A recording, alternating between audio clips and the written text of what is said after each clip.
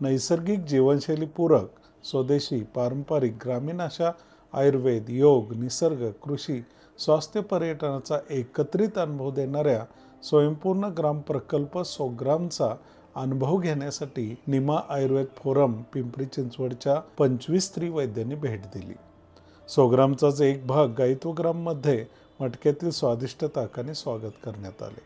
गायत्वग्राम स्वग्राम दर्शन मातीचा पूर्ण स्पर्श व्हावा म्हणून अनवाणी करवून वातात्मिक रसायनांचा लाभ देण्यात आला.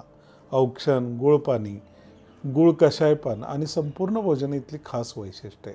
नैसर्गिक शेतीतून निघणारे अन्नधान्य, गुळ, तूप, तेल, पिठे, डाळी, सैंधव इत्यादी सर्व काही इथेच पारंपरिक पद्धतीने बनवले जाते.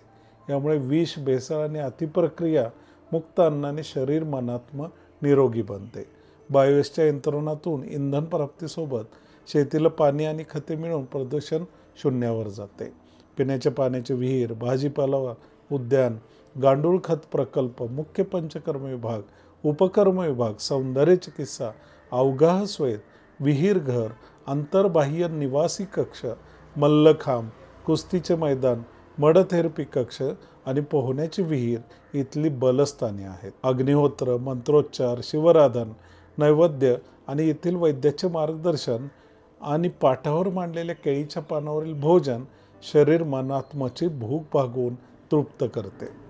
कोणतेही हॉस्पिटल उभे करण्यापूर्वी आजारच होऊ नये म्हणून ग्रामनिर्मिती करणाऱ्या आमच्या काळजीवाहू पूर्वजांच्या दूरदृष्टीचा इथे क्षणोक्षणी प्रत्यय येतो.